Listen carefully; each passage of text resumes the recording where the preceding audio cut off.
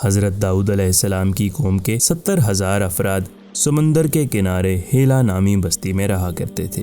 ان لوگوں کو اللہ نے ہزاروں نعمتوں سے نوازا تھا، لیکن جب راحت اور سکون آیا تو یہ اللہ کی عبادت سے محروم ہو گئے اور اللہ کی مخلوقات پر ظلم کرنے لگے۔ تو یوں اللہ نے ان کو خبردار کیا کہ ہفتے میں ایک دن، ہفتے کے دن شکار نہ کیا کرو۔ اتوار سے لے کے جمعہ تک جتنا شکار پکڑنا ہے پکڑ لو، لیکن ایک دن اللہ کی عبادت اور مخلوقات کے امن کے لیے رکھ دو۔ یوں اللہ نے ان کا امتحان لینا شروع کر دیا۔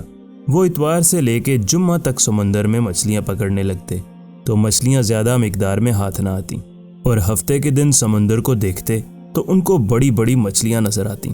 ان لوگوں میں سے ایک شخص کو شیطان نے ورگلایا کہ پریشان کیوں ہوتے ہو، میری ترکیب پہ عمل کرو، تم شکار سے کبھی محروم نہیں رہو گے۔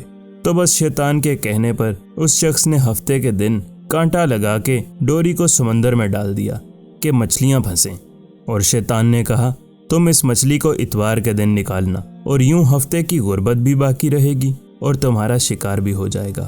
بس شیطان کی بتائی ہوئی ترکیب کے مطابق ہفتے کے دن مچھلی پھنسی رہی اور وہ اتوار کے دن نکالتا اور خوشی سے کھاتا۔ جب آس پاس کے لوگوں نے پوچھا تو ان کو بھی یہی ترکیب بتانے لگا، اور یوں اس قوم کے کچھ لوگ ہفتے کے دن مچھلی پکڑنے کے لیے جال پھینکتے اور اتوار کے دن نکالتے، اور کچھ نے تو اس سمندر میں سے نالیاں بنا کے چھوٹے چھوٹے تالاب بنا دیے تاکہ اگلے دن جیسے ہی مچھلیاں یہاں سے گزریں تو ان تالاب میں پھنس جائیں اور ہم اتوار کو ان مچھلیوں کو نکال کر پکا کے کھا لیں۔ اس گاؤں میں کچھ اللہ کے خاص بندے بھی موجود تھے جو کہنے لگے، اے لوگو، اللہ نے ہفتے کے دن شکار کرنے سے منع کیا ہے۔ یہ جو تم جال پھینک دیتے ہو، یہ چھوٹے چھوٹے تالاب بناتے ہو، ان میں ہفتے کے دن اگر مچھلی پھنستی ہے تو یہ شکار ہفتے کے دن کا ہوگا۔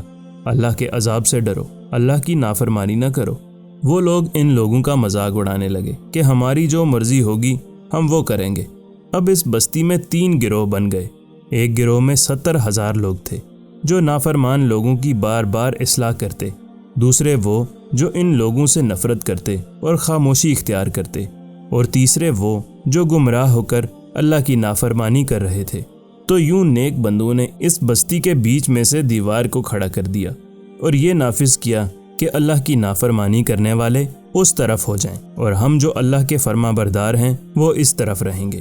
وہ سارے لوگ بار بار ان سے کہتے رہے، اے لوگو، اللہ سے ڈرو، قوم سمود اور قوم لوط کا جو حشر ہوا اس کو یاد کرو، اللہ کی نافرمانی نہ کرو ورنہ تم پہ بھی کوئی عذاب آئے گا۔